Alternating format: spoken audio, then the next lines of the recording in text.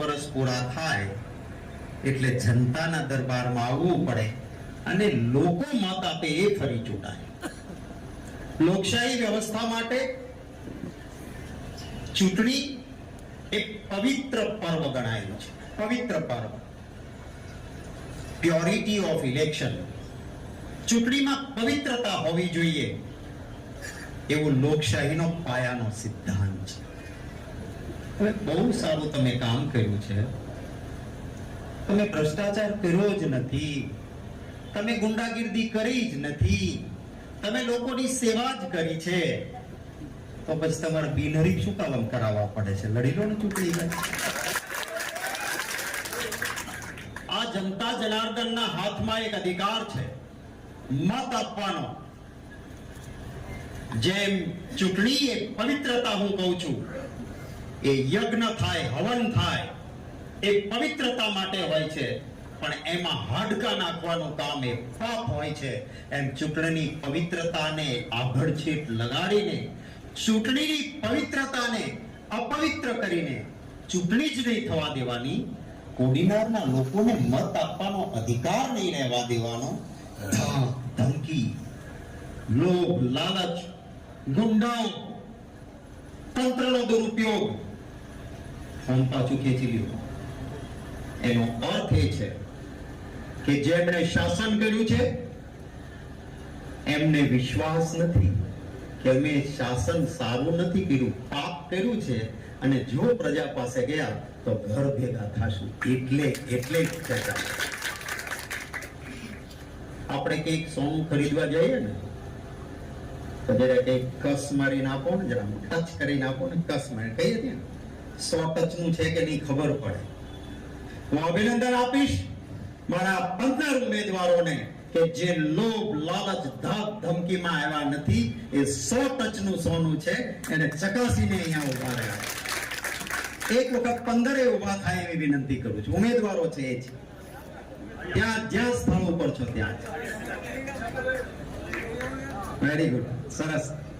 આમને હું આપ સૌને કહું છું કે કદાચ આમાંથી કોઈ ગરીબ હશે, આમાંથી કોઈના ઘરમાં તકલીફ હશે, પણ લોકશાહીના માટે મક્કમતાથી આ ચૂંટણી લડી રહ્યા છે કોડીનારની જનતા.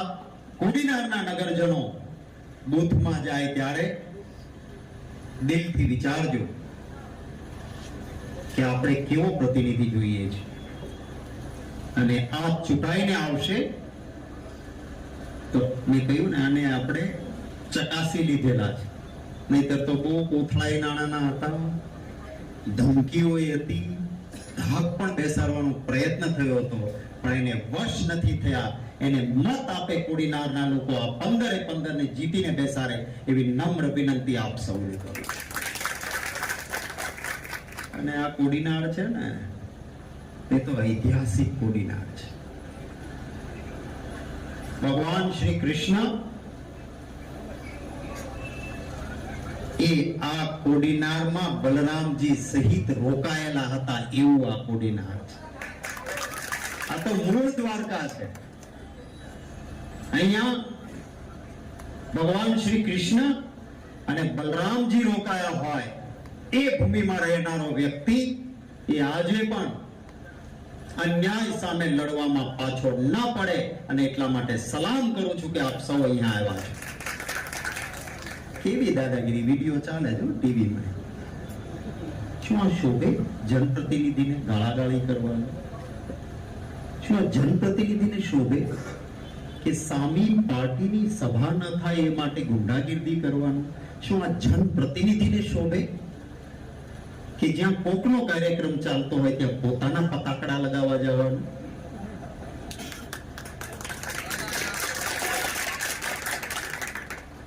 હું અભિનંદન આપીશ આ મંચ પર બેઠેલા મારા કાર્યકર્તાઓ અને નેતાઓ, અને મારી સામે અહીં છેક છેડા સુધી મક્કમતાથી ઉભેલા સૌ નગરજનોને કે આપે એક સંદેશો આપો કે આ મૂળ દ્વારકા છે. ભગવાન શ્રી કૃષ્ણ અને બલરામજી જે ભૂમિ પર રહ્યા હતા એ ભૂમિના અમે કોડીનાર વાસીઓ છીએ. ગુંડાગીર્દી સામે ઝૂકતા નથી. કે છે ને હમણાં ઓલું પુષ્પા 2 આવ્યું હતું ને, તેના ડાયલોગ ઝુકેગા નહીં, ઝૂકનારા લોકો નથી. હું આપને સૌને વિનંતી કરું છું કે લોકશાહીના પર્વને જીવંત કરીને બતાડજો. બહુ ચાલે છે. અરે ભાઈ, ધર્મના નામે ભાજપ વાળા તમે મત લો છો, તો ધર્મને શાસ્ત્રને ક્યારેક વાંચો કે સમજો તો ખરા. જો કોઈને જેલમાં નાખવાથી જ સત્તા સલામત રહેતી હોત તો કંસની નો રહ્યો નાખ્યા. હવે અહીંયા મહેશભાઈને કે રમેશભાઈને મામાને તમે જેલમાં નાખશો, એના તમારી સત્તા સલામત રહેશે માનતા હો તો ભૂલ ખાઓ છો. જેલમાં નાખવાથી નહોતી કંસની સત્તા સલામત રહી, નહોતી અંગ્રેજોની સત્તા સલામત રહી, તો આ ભાજપ વાળાની કોઈને જેલમાં નાખવાથી સત્તા સલામત નહીં રહે. હું દાવા સાથે કહેવા માંગુ છું. મને વિશ્વાસ છે મારા ગુજરાતના મારા વહાલા મતદાતાઓ અને મારા પ્યારા ગુજરાતીઓ, મહાત્મા ગાંધીજીની આ જન્મભૂમિ છે, સરદાર વલ્લભભાઈ પટેલની આ જન્મભૂમિ છે. આ જન્મભૂમિ ક્રાંતિ પેદા કરનારી જન્મભૂમિ છે આપણા પૂર્વજોની. અને એટલા માટે અત્યાચાર જ્યારે અતિ થયો છે ત્યારે સત્તા પરિવર્તન કે ભાજપને ઘર ભેગું કરવાનું કામ હું કરીશ કે મારી પાર્ટી કરશે એવો અહંકાર નથી કરતો, પણ વિશ્વાસ છે મને મારા સુજ્ઞ ગુજરાતીઓનો કે એ જ આમને પાઠ ભણાવશે અને એમને ઘેર ભેગા કરશે. આપણે સત્તાનું કામ શું છે? સત્તા એ મેવા ખાવા માટે નથી, સત્તા તો સેવાની સાધના માટે છે. એક ગરીબના ઝૂંપડામાં મારી કોઈ વિધવા માને તકલીફ પડે તો સત્તાની મોટી ખુરશી પર બેઠેલા માણસની આંખમાં આંસુ આવવું જોઈએ, આવી સંવેદનશીલતા હોવી જોઈએ. આજે તો બુલડોઝર મોકલે કોને ત્યાં? જેને પરસેવો પાડીને એક નાનો આશરો બનાવ્યો છે, એક માથા પરથી છત બનાવ્યું છે, અને એને બનાવ્યું હોય ત્યારે પાછું ચૂંટણી નજીક આવતી હોય એટલે ભાજપ વાળાએ કીધું હોય બનાવી નાખો ને તમ તારે સરકારી બનાવી નાખો, કોઈ નામ નહીં લે, મત કમળને આપજો. પેલા ઈંટ પથ્થર ભેગું કરીને બિચારા આશરો બનાવ્યો. ચૂંટણી પૂરી થઈ ગઈ, મત મળી ગયા અને મોટા ઉદ્યોગપતિને જમીન જોઈએ છે તો કે મોકલો બુલડોઝર ને ગરીબનું ઘર ફોડી નાખો. એ રોતા કકળતા લોકોને મેં જોયા છે. હું ગયો હતો એ અમદાવાદના એ વિસ્તારમાં જ્યાં માલધારી સમાજના ભાઈઓ રહેતા હતા, જ્યાં દલિત ભાઈઓ રહેતા હતા, ઓબીસી ભાઈઓ પણ રહેતા હતા, કોઈ ક્ષત્રિયો પણ હતા. આ બધા લોકો રહેતા હતા. નોટિસ નહીં, સુપ્રીમ કોર્ટે કહ્યું છે કે કોઈનું ઘર તોડવું હોય ને તો પ્રિન્સિપલ ઓફ નેચરલ જસ્ટિસ, કુદરતી ન્યાયનો સિદ્ધાંત, એના પ્રમાણે એને પહેલા નોટિસ આપો. રહેણાંકનું ઘર છે તો એને વૈકલ્પિક વ્યવસ્થા આપો કે ભાઈ તમારા માટે આશરો છે. મોટા કામ માટે અમારે આ જગ્યાની જરૂર છે, એને ફરવાની સુવિધા આપો, એને વળતર આપો. એ માણસ હસતા હસતા આમ જનતા માટે પોતાનું ઘર ફેરવીને બીજે જશે. પણ કોઈ જાતના નિયમોનું પાલન કર્યા વગર મોટા ટોળાને ધાડા ઉતારાવીને બુલડોઝર લાવીને આવ્યું દાદાનું બુલડોઝર. અરે શું આ બુલડોઝર છે દાદાનું? તમે કોઈ દાદાગીરી કરવા માટેના દાદા નથી. તમારું કામ છે જનતાના દુઃખ દર્દમાં ભાગીદાર થવાનું. દર્દ આપવાનું કામ નથી, સરકારનું કામ છે મલમ લગાડવાનું. આ સરકારનું કામ છે. શું ચાલી રહ્યું છે આ દેશની અંદર? ભારતીય જનતા પાર્ટી એની વિદેશ નીતિ કેવી થઈ તમે યાદ કરો. બાબા સાહેબ આંબેડકરના પ્રતિમાને હું ફુલહાર કરીને આવ્યો.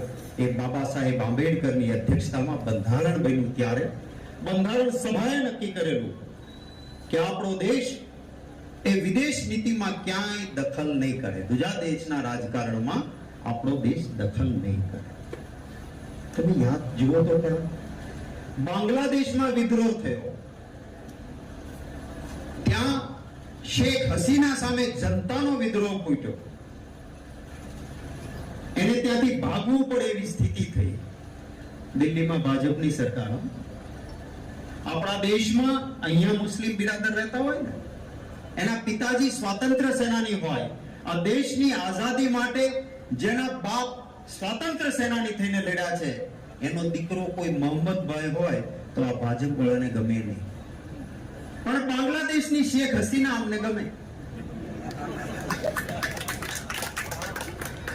આ દેશનો દેશભક્ત મોહમ્મદભાઈને પસંદ નથી, પણ બાંગ્લાદેશના લોકોએ વિદ્રોહ કરીને જેને બહાર તગડી મૂકી, કોઈ દેશ એને સંગરવા તૈયાર નહોતું, તો કે શેખ હસીના આવો, અમે અહીંયા રાખશું. આ ભાજપની નીતિ.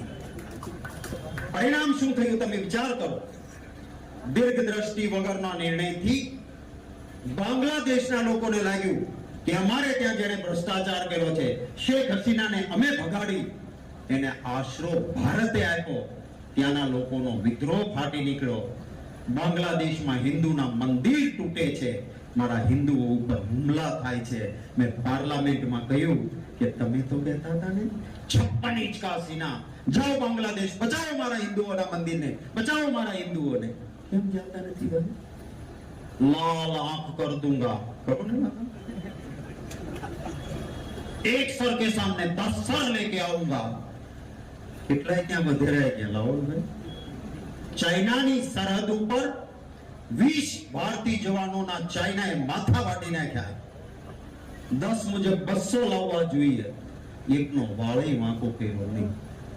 આ ભારતીય જનતા પાર્ટી છે. શું કાંઈ લેવા દેવા હતી? અમેરિકાની ચૂંટણી ચાલે, આપણું બંધારણ એમ કહે કે બીજાના રાજકારણમાં દેશમાં આપણે ભાગ નહીં લેવાનો. અમેરિકામાં જેલ ચાલુ, ચૂંટણી આપણા વડાપ્રધાન કહીને આવ્યા, મેં 3 આપકી બાર ટ્રમ્પ સરકાર. જો આવ્યો ટ્રમ્પ ત્યાં, આપણા ભારતીયોને પહેલી વાર હાથકડીઓને પગમાં જંજીર બાંધીને મિલિટરીના પ્લેનમાં આવીને કોઈ જનાવરને ફેંકે એમ ફેંકીને ગયો. એક નાનો એવો દેશ, કોલંબિયા જેવો દેશ, એના એ દેશના નેતાઓએ લાલ આંખ કરીને કીધું કે ખબરદાર, અમેરિકાની હિંમત ના ચાલવી જોઈએ. અમારા નાગરિક તમને ગેરકાયદેસર લાગતા હોય, અમે પ્લેન મોકલશું, એને બેસાડીને અમારા ઘરે લાવીશું. ખબરદાર કોઈને હાથ કરી પહેરાવી. તો એ નાનો દેશ કહી શક્યો. અને આપણા દેશની સરકારમાં વિદેશ મંત્રીએ ટ્રમ્પે કર્યું એ બરાબર કર્યું છે એવું નિવેદન આવ્યું. શું આ વ્યાજબી છે? કહું, અરે આ કોડીનાર એ કોંગ્રેસના શાસનમાં જોયું કે મારા ખેડૂત ભાઈઓ શેરડી પકાવે છે અહીંયા, અને એના હાથે જ શુગર મિલ ચાલવી જોઈએ. એ શુગર મિલ ચાલતી હતી. બપ્પો તો બેઠાડ્યો, હવે પ્રાઇવેટ કંપનીને વેચી માર્યો. પૂછ્યું છે કોઈ ખાતેદારને, ખેડૂતને કે હું શેર હોલ્ડર છું, આ સહકારી શુગર મિલમાં મારો શેર છે, મારો ભાગ છે, તમે પ્રાઇવેટને વેચતા પહેલા શેર હોલ્ડરની જનરલ મીટિંગ બોલાવીને કેમ નથી પૂછતા મારે શું કરવું? માત્ર અમિતભાઈ શાહ સાથે કોઈ વહીવટ કરી આવે તો પ્રાઇવેટ કંપનીને આપી દેવાનું. આ કોડીનારને અન્યાય છે. ખાસ કરીને ખેડૂત મિત્રો છે અહીંયા, હું આપ સૌને વિનંતી કરું છું, યાદ કરજો, ચૂંટણી ટાઈમે કહ્યું હતું ને, ભાઈ બહેનો, કિસાન की आय दुगनी कर दूंगा, हर साल दुगनी. યાદ કરજો, હું ખેડૂત છું. સોનિયા ગાંધી અને મનમોહનસિંહજીના નેતૃત્વ વાળી દિલ્હીમાં સરકાર હતી. આજથી 11 વર્ષ પહેલા 20 કિલો કપાસ મેં 1485 રૂપિયામાં વેચ્યો હતો. લોકો 1400 થી 1500 માં 20 કિલો કપાસ વેચતા હતા. આજે 11 વર્ષ પછી કપાસ વેચવા જઈએ તો એનો એક ભાવ છે. દર વર્ષે બમણા તો હું 11 વર્ષે બમણા ન થયા, પણ ખેતીની પેદાશના ભાવ ન વધ્યા, પણ ખર્ચાઓ બમણાથી તમણા થઈ ગયા. જોજો ડીઝલનો ભાવ શું હતો આજથી 11 વર્ષ પહેલા, ક્યાં પહોંચ્યો? બિયારણનો ભાવ શું હતો, આજે ક્યાં પહોંચ્યો? ખાતરનો ભાવ શું હતો, આજે ક્યાં પહોંચ્યો? અરે તમે જો, ખેડૂત ખાતર, દવા, બિયારણ, ખેતીમાં જંતુઓ થાય, જંતુનાશક દવા લેવા જાવ ત્યારે પૂછજો કોઈ દુકાનવાળાને કે ભાઈ આ ખેતીની જંતુનાશક દવા છે, આના ઉપર જીએસટી કેટલો? 28% જીએસટી. 100 રૂપિયાનો માલ લ્યો, 28 રૂપિયા ગબ્બરસિંહ ટેક્સ એ ખેડૂત ઉપર લાગે છે. ને પછી આપણે ખેડૂતના હિતની વાત કરતા હોઈએ તો ત્યાં નાના નાના વેપારીઓ છે, ખૂબ નિષ્ઠાને પ્રમાણિકતાથી વેપાર કરતા હોય, એમને પૂછજો આપ કે તમારા ઉપર જીએસટી ની કેટલી વસ્તુ ઉપર કેટલો ભાવ લાગે? જીએસટી શું આ લૂંટ નથી? અરે મારો યુવાન રોજગારી ઈચ્છતો હોય, ભણી ગણીને આગળ વધ્યો હોય, અને રોજગારી જોઈતી હોય તો કે ના, નોકરી નથી, ફિક્સ પગારમાં આવો, કોન્ટ્રાક્ટમાં આવો, અમે જેને કોન્ટ્રાક્ટ આપીએ તમારું શોષણ કરે અને તમે એની ગધા મજૂરી કરો.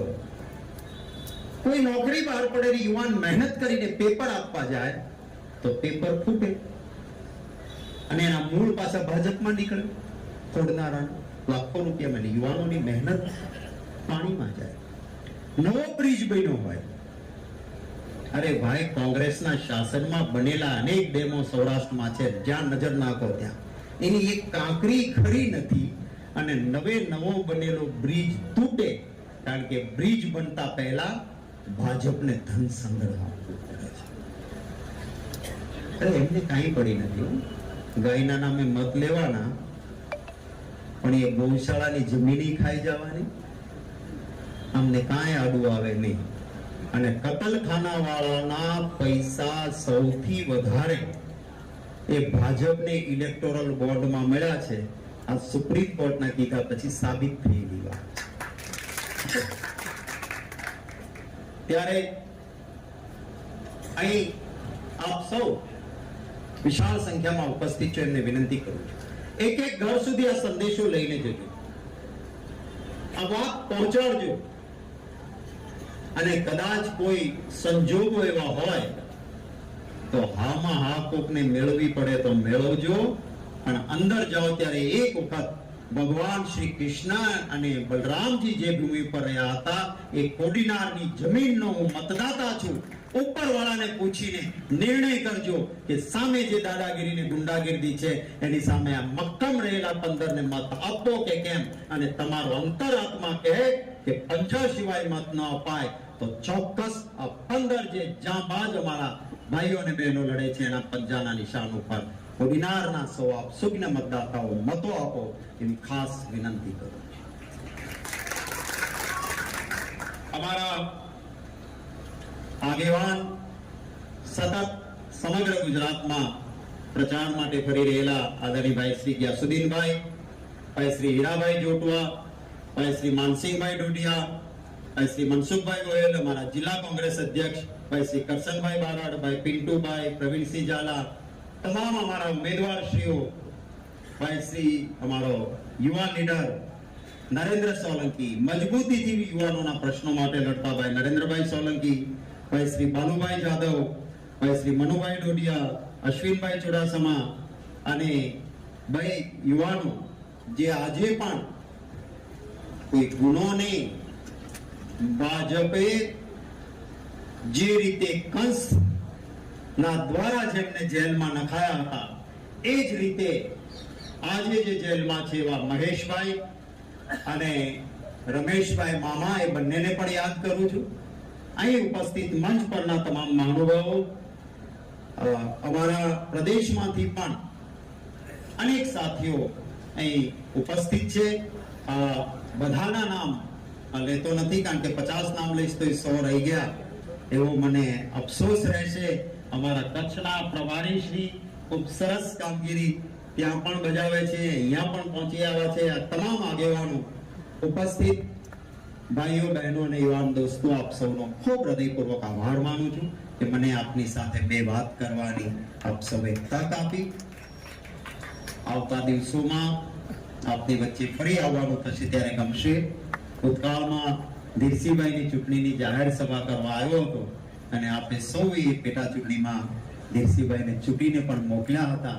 એમની આજે નાદુરસ્ત તબિયત છે, એમને પણ યાદ કરું છું. અમારા તમામ આગેવાનો કોડીનારના એક થઈને અન્યાય સામે લડી રહ્યા છે, એમને ફરી અભિનંદન આપું છું. અને વિશાળ સંખ્યામાં આપ સૌ ઉપસ્થિત છો એ સૌનો ખૂબ આભાર માની ઉપરવાળાને પ્રાર્થના કરું છું કે પરસ્પર ભાઈચારો, એકતા અને પ્રેમ એ કાયમ ટકી રહે અને અહીં વસતા સૌ સુજ્ઞજનોનો પરિવાર માટે પ્રાર્થના કરું છું કે અહીં વસતા લોકોનું ખૂબ સારું આરોગ્ય જળવાય, સુખ શાંતિ અને સમૃદ્ધિ વધે અને આપ સૌની પ્રગતિ થાય એવી ઉપરવાળાને પ્રાર્થના કરીને વિરમું છું. જય હિન્દ. મારા સાથે જોરથી 3 વખત બોલાવજો. જય હિન્દ.